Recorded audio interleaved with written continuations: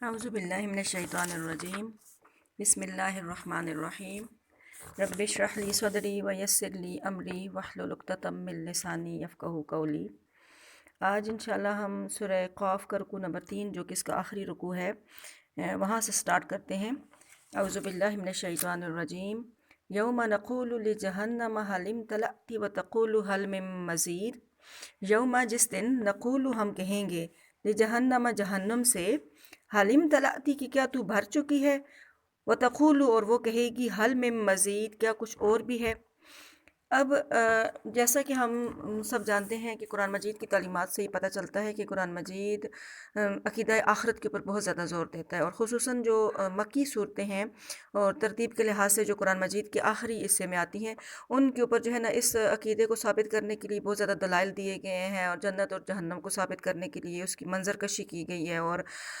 یعنی ہر طریقے سے یہ ثابت کرنے کی کوشش کی گئی ہے کہ قیامت پر حق ہے، اور قیامت جب قائم ہوگی تو اس وقت جو ہے نا انسانوں کا کیا حال ہوگا، نیک لوگوں کے ساتھ کیا سلوک کیا جائے گا، برے لوگوں کے ساتھ کیا سلوک کیا جائے گا۔ اور جیسا کہ یہ چیز ہم سورہ قاف کی شروع میں جو تعارف تھا اس میں بھی ہم نے پڑھا تھا کہ سورہ قاف میں بھی جو ہے نا وہ معاد کا ذکر ہے اور میدان حشر کا ذکر ہے، قیامت کی حالات بیان کی گئی ہے، منظر کشی کی گئی ہے،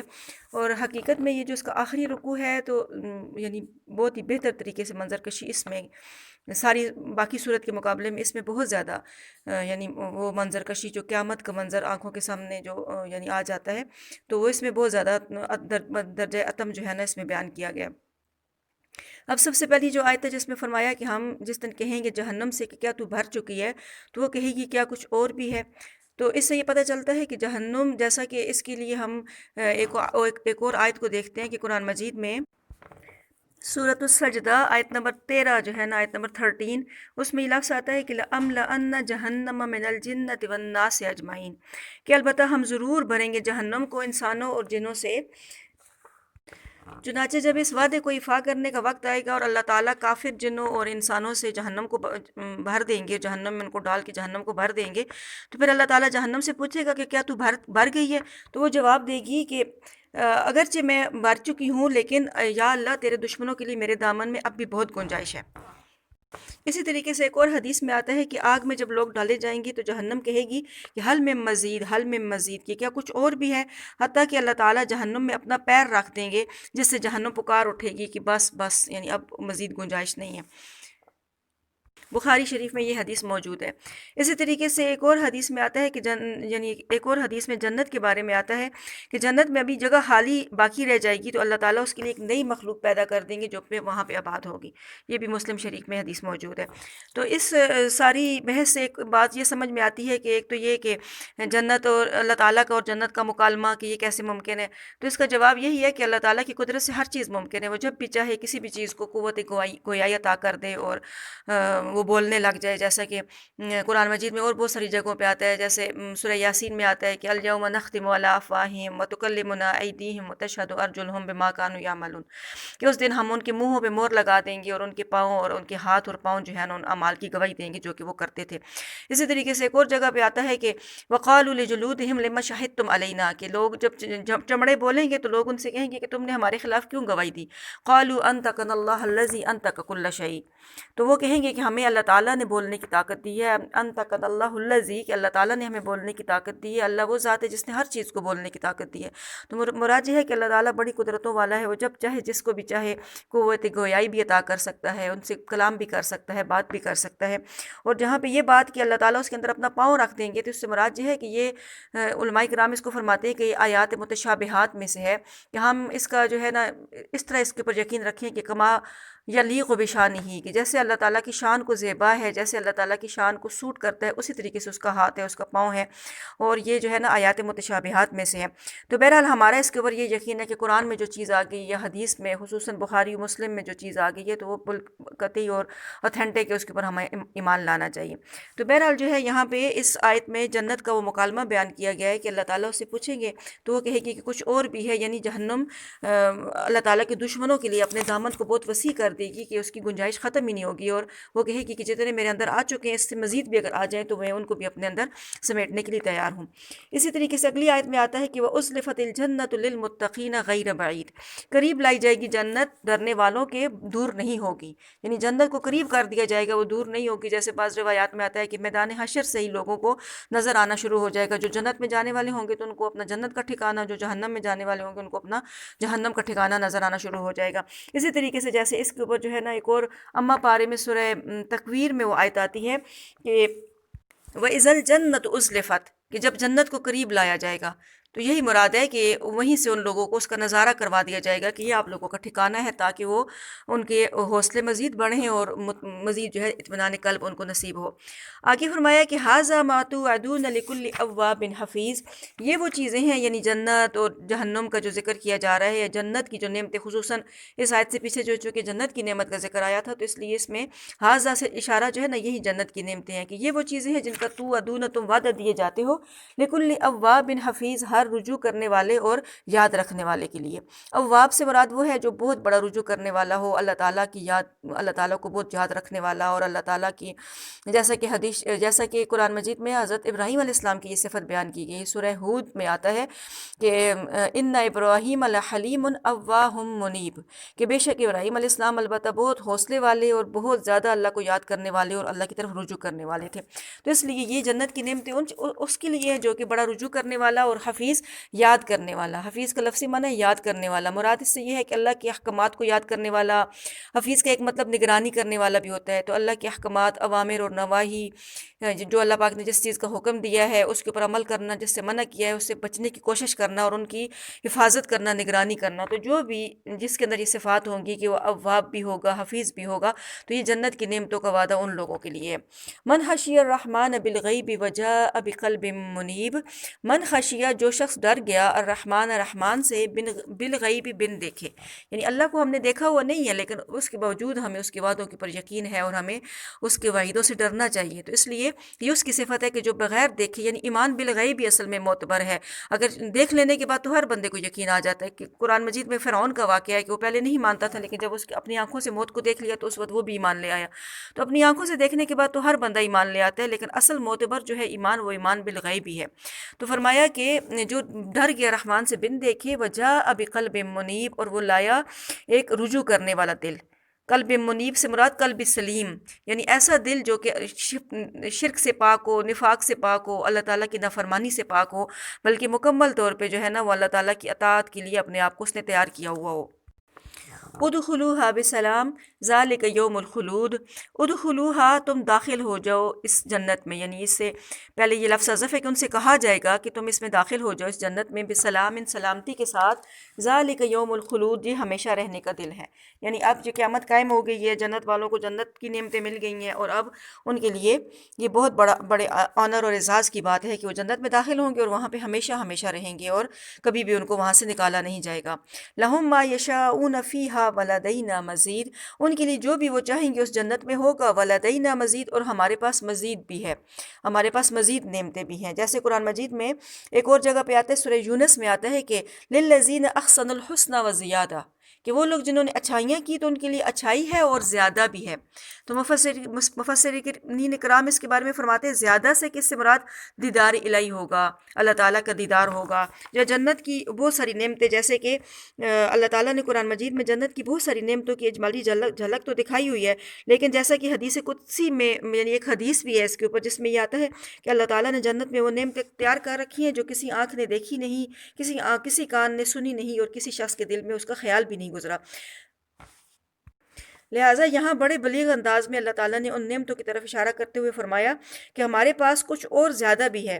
انہی نعمتوں میں سے ایک عظیم نعمت جو ہے اللہ تعالیٰ کا دیدار ہے، جیسے ابھی پہلے میں نے ذکر کیا کہ بعض مفسرین اس سے وزیادہ سے یا مزید سے اللہ تعالیٰ کا دیدار مراد لیتے ہیں۔ تو فرمایا کہ ان کے لیے جو کچھ بھی وہ ہوگا، جیسے سورہ یاسین میں آتا ہے کہ فیہا ما تشتہی انفسکم ولکم فیہا ما تدعون، تو اس میں جو بھی تمہاری جانیں چاہیں گی وہ تمہیں ملے گا، اور جو بھی تم مانگو گے وہ تمہیں ملے گا. یعنی کسی بھی چیز کی کوئی کمی یا کسی چیز کی کوئی تھرسٹ یا یعنی ضرورت حاجت باقی نہیں رہے گی، بلکہ ہر ایک چیز جو انسان خواہش کرے گا. کوئی حدیث شریف کی کتابوں میں جنت کی نعمتیں اور ان چیزوں کے بارے میں بہت زیادہ ڈیٹیل موجود ہے، اور بہت زیادہ احادیث اس کے اوپر موجود ہیں. تو مراد یہ ہے کہ اور یہ تو ایک تو یہ بات کہ جنت میں جو کچھ بھی وہ چاہیں گے ان کو ملے گا، اور دوسرا یہ ہے کہ مزید بھی ملے گا، یعنی مزید اللہ تعالیٰ کی رضا اور اللہ تعالیٰ کی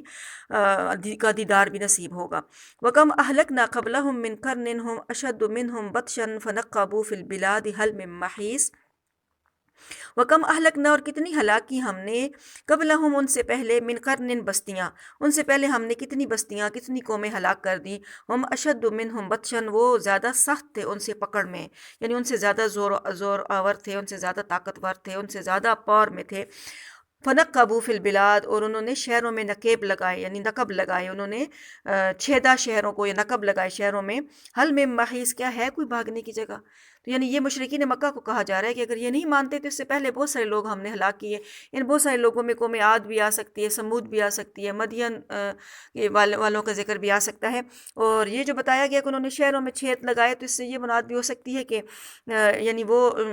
ہر شہر کو انہوں نے چھان مارا، اپنی تجارتوں کی غرض سے، اپنے کام کاج کی غرض سے ہر شہر میں جاتے تھے، ہر ملک میں جاتے تھے. لیکن کہیں بھی پھر جب اللہ تعالیٰ کا عذاب آیا تو پھر کہیں ان کو بھاگنے کی جگہ نہ مل سکی، کہیں بھی اللہ کے عذاب سے وہ بھاگ کے یا چھپ کے نہ جا سکے. ان فی ذلک لذکر لمن کان لہ قلب او القى السمع وهو شہید. ان فی ذلک، بے شک اس میں جتنے بھی واقعات بیان ہوئے ہیں ان سب میں لذکر، نصیحت ہے، لمن کان لہ قلب، اس شخص کے لیے جس کا دل ہو. یعنی یہاں پہ دل سے مراد، دل تو ہر بندے کا ہوتا ہے، لیکن یہاں پہ دل سے مراد دل یعنی دل آگاہ، ایسا دل جو کہ بیدار ہو، ایسا دل جو کہ حالات اور واقعات کو سمجھنے کی صلاحیت رکھتا ہو، ایسے غافل دل نہ ہو. تو وہ شخص جس کا دل ہو، او القسم، یا وہ بات کو کانوں میں ڈالے، وہ ہوا شہید، اور وہ دل اور دماغ سے حاضر ہو. یعنی بعض اوقات ایسے ہوتا ہے کہ بندہ بات تو سن رہا ہوتا ہے، آواز تو آ رہی ہوتی ہے، لیکن انسان ایبسنٹ مائنڈڈ بیٹھا ہوتا ہے، دل اور دماغ کہیں اور ہوتا ہے، اور اسے وہ کچھ بھی یعنی حالات اور ماحول کے ساتھ میچ نہیں کر رہے ہوتے اس کے خیالات. تو وہ بیٹھا ہوا تو کسی اور محفل میں ہوتا ہے، اور اس کی باتیں اس کے کانوں میں پڑ بھی رہی ہوتی ہیں، لیکن اس کا دل اور دماغ کہیں اور ہوتا ہے. تو ایسے شخص کے اوپر نصیحت کوئی اثر نہیں کرتی. نصیحت اسی شخص کے اوپر اثر کرتی ہے جو دل اور دماغ کے ساتھ حاضر ہو کے بیٹھے اور بات کو سنے. وَلَقَدْ خَلَقْنَا السَّمَاوَاتِ وَالْأَرْضَ وَمَا بَيْنَهُمَا فِي سِتَّةِ أَيَّامٍ وَمَا مَسَّنَا مِن لُغُوبٍ. وَلَقَدْ خَلَقْنَا، اور البتہ تحقیق ہم نے پیدا کیا، السماوات والارض، آسمانوں کو اور زمین کو، وما بینہما، اور جو ان دونوں کے درمیان ہے، فی ستۃ ایام، 6 دنوں میں. ہم نے آسمان اور زمین کو، جو ان دونوں کے درمیان یعنی جتنی بھی کائنات ہے آسمان اور زمین کے درمیان، ان سب کو 6 دنوں میں پیدا کیا. وما مسنا من لغوب، اور نہیں چھوا ہمیں کسی تھکاوٹ نے. یعنی یہ وہی چیز ہے جو کہ اسی پارے میں شروع میں سورہ احقاف کے آخری رکوع میں بھی گزری ہے، آیت نمبر 33 میں، کہ اولم یروا ان اللہ الذی خلق السماوات والارض ولم یعج بخلقہن بقادر علی ان یخرج الموتى. یہ کیا انہوں نے نہیں دیکھا کہ بے شک اللہ تعالیٰ وہ ذات ہے جس نے آسمان اور زمین کو پیدا کیا اور وہ ان کی پیدائش سے تھکا نہیں ہے، تو وہ اس بات پہ قادر ہے کہ وہ مردوں کو بھی زندہ کر کے دکھا دے. تو مراد یہ ہے کہ یہاں پہ یہ بتایا گیا ہے کہ اگرچہ زمین و آسمان کی پیدائش ایک بہت بڑا عظیم کارنامہ تھا، لیکن اس کے باوجود اللہ تعالیٰ اس سے بھی زیادہ عظیم ہے کہ وہ اتنا بڑا کام کر کے بھی تھکا نہیں ہے. اور اس میں ایک یہ یہود کے اس عقیدے کی بھی تردید ہے جو وہ یوم السبت مناتے ہیں، یعنی ہفتے کا دن مناتے ہیں، اور وہ یعنی انہوں نے یہ عقیدہ باندھا ہوا ہے کہ اللہ تعالیٰ نے جو کہ 6 دنوں میں زمین و آسمان کو بنایا تھا، اور نعوذ باللہ وہ تھک گیا تھا، لہٰذا یوم السبت کو یعنی ہفتے کے دن اس نے آرام کیا تھا. تو اس کی تردید ہے یہاں پہ کہ اللہ تعالیٰ ایسی ذات ہے جو تھکتا نہیں ہے. تھکتے تو انسان ہیں، یعنی مخلوق تھک جاتی، خالق نہیں تھکتا. تو اس کا بتایا گیا کہ اللہ تعالیٰ جو ہے نا، وما مسنا من لغوب، ہمیں نہیں چھوا کسی تھکاوٹ نے. فاصبر علی ما یقولون وسبح بحمد ربک قبل طلوع الشمس وقبل الغروب. فاصبر، پھر آپ برداشت کریں، صبر کریں ان باتوں پر جو وہ کہتے ہیں، علی ما یقولون، ان باتوں پر جو وہ کہتے ہیں، وسبح، اور تسبیح بیان کریں، بحمد ربک، اپنے رب کی حمد کے ساتھ، قبل طلوع الشمس، سورج طلوع ہونے سے پہلے، وقبل الغروب، اور غروب ہونے سے پہلے. تو اب ایک تو مشرکین مکہ جو بھی باتیں کرتے تھے، کوئی آپ کو شاعر کہتا تھا، کوئی کاہن کہتا تھا، کوئی مجنوں کہتا تھا، طرح طرح سے آپ کو ایذائیں یعنی ٹارچر کرتے تھے مینٹلی بھی، اور یعنی آپ کے صحابہ کرام کو بھی فزیکلی بھی ٹارچر کرتے تھے۔ تو ایک تو یہاں پہ یہ بتایا گیا ہے کہ اس کا علاج جو ہے وہ صبر ہے، کہ اس راستے میں پہنچنے والی تبلیغ حق کے راستے میں پہنچنے والی جتنی بھی تکلیفیں ہیں اس کے اوپر آپ کو صبر اور برداشت کرنا پڑے گا۔ اور دوسرا یہ ہے کہ تسبیح بیان کریں اپنے رب کی حمد کے ساتھ، کب یعنی کن کن اوقات کا بتایا گیا ہے۔ ایک تو یہ قبل طلوع الشمس، سورج طلوع ہونے سے پہلے۔ اب سورج طلوع ہونے سے پہلے کون سی نماز ہوتی ہے؟ فجر کی نماز، تو اس کی طرف ذکر ہے کہ فجر کی نماز ادا کریں۔ وقبل الغروب، اور سورج غروب ہونے سے پہلے، تو غروب سے پہلے پہلے یہ دن کی ساری نمازیں آ گئی، ظہر، عصر، مغرب، یہ سب جو ہے ظہر اور عصر دونوں غروب سے پہلے پڑھی جاتی ہیں۔ وَمِنَ اللَّيْلِ فَسَبِّحْهُ وَأَدْبَارَ السُّجُودِ، اور رات کو بھی اس کی تسبیح بیان کریں۔ تو اب رات کی تسبیح سے مراد مغرب اور عشاء کی نمازیں جو کہ سورج غروب ہونے کے بعد آتی ہے، تہجد کی نماز بھی اس میں شامل ہو سکتی ہے۔ اور ادبار السجود، سجدوں کے پیچھے، تو سجدوں کے پیچھے تسبیح سے کیا مراد ہے کہ جب انسان سجدہ کرتے، جیسے یعنی مسنون بھی ہے، اور یہ طریقہ ہے کہ اس کے بعد انسان اللہ تعالیٰ کی حمد بیان کرتا ہے، وہ دعائیں جو کہ سجدہ نماز پڑھنے کے بعد سلام پھیرنے کے بعد کی جاتی ہیں، جیسے مثال کے طور پہ اس میں اللہم اعنی علی ذکرک و شکرک و حسن عبادتک، پھر وہ 33 مرتبہ سبحان اللہ، 33 مرتبہ الحمدللہ، 34 مرتبہ اللہ اکبر۔ اس کے علاوہ اور چوتھا کلمہ، یا جتنی بھی مسنون چیزیں ہیں جو کہ نماز کے بعد پڑھنی ہوتی ہیں، یا دجال سے بچنے کی جو دعا ہے، تو وہ ساری دعائیں اس سے مراد ہو سکتی ہیں۔ یہ بعض نے یہ بھی کہا کہ فرض کے بعد جو نوافل وغیرہ پڑھے جاتے ہیں، جیسے مغرب کو اوابین پڑھے جاتے ہیں، تو یہ اس کی طرف اشارہ ہے۔ تو ایک تو بات یہ ہے کہ ان آیات میں پورے 5 نمازوں کی اوقات آ گئے، اور دوسرا یہ اس سے یہ بھی استدلال ہو گیا کہ سجدہ کرنے کے بعد، یعنی سلام پھیرنے کے بعد تھوڑی دیر بیٹھنا چاہیے، اور وہاں پہ استغفار کرنی چاہیے، تسبیح بیان کرنی چاہیے اللہ تعالیٰ کی، اور دعا مانگنی چاہیے۔ وَاسْتَمِعْ يَوْمَ يُنَادِ الْمُنَادِ مِن مَّكَانٍ قَرِيبٍ، وَاسْتَمِعْ، اور آپ کان لگائیں، توجہ دیں، یوم، اس دن، جس دن، ینادی المنادی، ایک آواز دے گا آواز دینے والا، من مکان قریب، ایک قریب ہی جگہ سے، یعنی اس دن وستمی، اس دن یعنی توجہ سے سنیں، کان لگائیں اس دن کے لیے جس دن ایک آواز دینے والا آواز دے گا قریبی جگہ سے۔ تو یہاں پہ آواز دینے سے والے سے مراد حضرت اسرافیل علیہ السلام ہے، جو قیامت قائم ہونے پہ سور پھونکیں گے۔ اور مکان قریب یعنی قریب کی جگہ، تو بعض نے اس سے صخرہ بیت المقدس مراد لیا ہے، کیونکہ بعض کے نزدیک جو ہے وہ زمین کا وسط ہے، اور سب طرف سے اس کی مسافت یکساں ہے، اور بعض کہتے ہیں کہ یہ آسمان سے قریب ترین جگہ ہے، اور یہ وہی جگہ ہے جہاں سے نبی صلی اللہ علیہ وسلم کو معراج کے لیے اٹھایا گیا تھا۔ تو اس لیے یہاں پہ ایک مکان قریب سے مراد وہ صخرہ بیت المقدس ہے جہاں سے وہ آواز دے گا، اور بعض کہتے ہیں کہ اس سے مراد یہ ہے کہ ہر ایک شخص کو ایسے محسوس ہوگا جیسے اس کے سر پہ ہی کھڑے ہو کے کوئی آواز دے رہا ہے، یعنی ہر ایک کو وہ آواز بہت ہی قریب سے آتی ہوئی محسوس ہوگی۔ تفسیر مظہری میں ہے کہ یہ آواز دینے والا فرشتہ جو اسرافیل علیہ السلام ہوں گے، جو بیت المقدس کے صخرہ پر کھڑے ہو کے ساری دنیا کے مردوں کو ان الفاظ میں خطاب کریں گے کہ اے گلی سڑی ہڈیوں، اے ریزہ ریزہ ہو جانے والی کھالوں اور بکھر جانے والے بالوں، سن لو کہ تم کو اللہ تعالیٰ یہ حکم دیتا ہے کہ حساب کتاب کے لیے جمع ہو جاؤ۔ تو پھر سب کی قبریں شک ہو جائیں گی۔ اور صحیح مسلم کی ایک حدیث ہے جس میں نبی صلی اللہ علیہ وسلم نے فرمایا کہ انا اول من تنشق عنہ الارض، کہ میں پہلا شخص ہوں گا کہ جس کے اوپر سے زمین پھٹے گی، یعنی سب سے پہلے جو قبریں کھولی جائیں گی تو سب سے پہلے نبی کریم صلی اللہ علیہ وسلم کی قبر شک ہوگی، اس کے بعد درجہ بدرجہ باقی لوگوں کی قبریں شک ہوں گی، اور ان کے دماغ میں یہ چیز فیڈ کی ہوئی ہوگی کہ آپ نے ایک ٹارگٹ کی طرف جانا ہے، ایک نشان کی طرف جانا ہے، وہاں پہ جا کے سب نے جمع ہونا ہے، تو سب کے سب اپنی قبروں سے نکلیں گے اور وہاں اس طرف دوڑ کے جا رہے ہوں گے۔ اب اگلی آیت میں آتا ہے کہ یوم یسمعون الصیحۃ بالحق ذالک یوم الخروج، جس دن جس دن یسمعون، وہ سنیں گے، الصیحۃ، ایک آواز، بالحق، حق کے ساتھ، یعنی ایک حق آواز جو ہے وہ سنیں گے، ذالک یوم الخروج، اور یہ نکلنے کا دن ہے، یعنی اس دن وہ ایک حق آواز سنیں گے، یا ذالک یوم الخروج، اور وہ دن قبروں سے نکلنے کا ہوگا، سب کی قبریں شک ہو جائیں گی اور وہ قبروں سے نکل رہے ہوں گے۔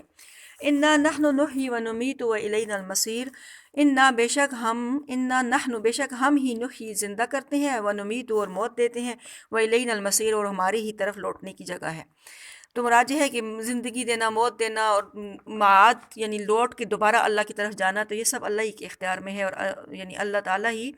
انسانوں کو زندگی دیتے ہیں، وہی اس کو موت دیتے ہیں، اور پھر مرنے کے بعد بھی سب نے لوٹ کے اللہ ہی کی طرف جانا ہے۔ یوم تشقق الارض عنہم سراعا، جس دن پھٹ جائے گی زمین ان کے اوپر سے جلدی جلدی، یعنی یا تو یہ بہت تیزی کے ساتھ، سرعت کے ساتھ زمین پھٹے گی، اور یا یہ ہے کہ وہ بہت تیزی کے ساتھ زمین سے نکلیں گے۔ ذالک حشر علینا یسیر، اللہ تعالیٰ فرماتے ہیں کہ یہ اکٹھا کرنا ہمارے اوپر بہت آسان آسان ہے، یہ ہمارے لیے کچھ مشکل نہیں ہے کہ اتنے زیادہ لوگوں کو آدم علیہ السلام کے زمانے سے لے کر آخری انسان جو پیدا ہوگا اور مرے گا تو ان سب کی قبریں ہوں گی، ان سب کو کھولنا اور سب میں سے لوگوں کو نکالنا. تو اللہ تعالیٰ کے حساب کو اپنے حسابوں کے اوپر کنسیڈر نہیں کرنا چاہیے. اللہ تعالیٰ فرماتے ہیں کہ اللہ تعالیٰ جو ہے نا بہت جلد حساب لینے والے ہیں. تو فرمایا کہ یہ سب حشر اکٹھا کرنا، لوگوں کو، حشر کا مطلب ہوتا ہے لوگوں کو اکٹھا کرنا، یہ سب اکٹھا کرنا ہمارے اوپر بہت آسان ہے. نحن اعلم بما یقولون وما انت علیہم بجبار. نحن اعلم، ہم خوب جانتے ہیں، بما یقولون، ان باتوں کو جو وہ کہتے ہیں، وما انت علیہم بجبار، اور اے نبی آپ ان کو زبردستی منوانے والے نہیں ہیں، ان کے اوپر زبردستی کرنے والے نہیں ہیں. یعنی جو بھی باتیں وہ کرتے ہیں، جو بھی آپ کے اوپر الزامات لگاتے ہیں، آپ کی جس طرح سے بھی تردید کرتے ہیں، ہم ساری باتوں کو خوب جانتے ہیں، اور آپ زبردستی کسی کو دین میں داخل نہیں کر سکتے. یہ اللہ کی طرف سے ایک چیز ہے جو دل میں ہی پیدا ہوتی ہے. تو جس کے دل میں ایمان لانے کا ایک داعیہ پیدا ہوگا تو وہ خود بخود ایمان لے آئے گا، چاہے اس کی راہ میں کتنی ہی رکاوٹیں کیوں نہ ہوں. لیکن جس کے دل میں یہ چیز پیدا نہیں ہوگی تو آپ جتنا مرضی اس کو زور لگا لیں، وہ اسلام میں داخل نہیں ہو سکتا. تو اس لیے آپ ان کے اوپر زبردستی نہیں کر سکتے. ہاں یہ ہے کہ فذکر بالقرآن من یخاف وعید، آپ ڈراتے رہیں قرآن کے ذریعے، آپ نصیحت کر دیں قرآن کے ذریعے اس شخص کو جو ڈرتا ہے وعید میرے ڈراوے سے. یعنی جس کے دل میں ایمان ہے، جس کے دل میں، جس کا ضمیر زندہ ہے اور جو میرے ڈراوے سے ڈرتا ہے، تو آپ اس کو اس قرآن کے ذریعے نصیحت کرتے رہیں. اور آپ کی دعوت اور تذکیر سے وہی نصیحت حاصل کرے گا جو اللہ سے اور اس کی وعیدوں سے ڈرتا ہے اور اس کے وعدوں پر یقین رکھتا ہے. اسی لیے حضرت قتادہ رضی اللہ تعالیٰ عنہ اس آیت کو پڑھنے کے بعد یہ دعا پڑھا کرتے تھے کہ اللہم اجعلنا ممن یخاف وعیدک ویرجو موعودک یا بار یا رحیم، کہ اے اللہ ہمیں ان لوگوں میں سے کر جو تیری وعیدوں سے ڈرتے ہیں اور تیرے وعدوں کی امید رکھتے ہیں، اے احسان کرنے والے، اے رحم کرنے والے. تو اب اس کے ساتھ یہ صورت بھی ختم ہو گئی ہے، تو ہم بھی اسی دعا کے اوپر اس کو ختم کرتے ہیں کہ اللہ تعالیٰ ہمیں بھی ان لوگوں میں داخل فرمائے کہ جو اس کے وعیدوں سے ڈرنے والے ہیں، اس کے وعدوں کے اوپر امید رکھنے والے ہیں. اور اللہ تعالیٰ ہمیں یعنی اس طرح کے عمل کرنے کی توفیق عطا فرمائے جو اس کو پسند ہے، اور ہمیں اپنے پسندیدہ بندوں میں شامل فرما لے. وآخر دعوانا ان الحمد للہ رب العالمین. السلام علیکم ورحمۃ اللہ وبرکاتہ.